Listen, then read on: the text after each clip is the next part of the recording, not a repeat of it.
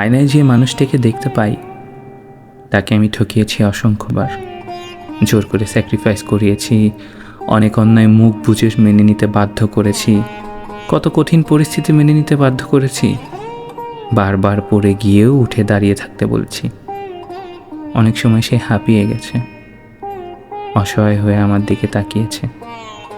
আমি বুঝিনি, তার কথা একবারও ভাবিনি, মেনে নেইনি।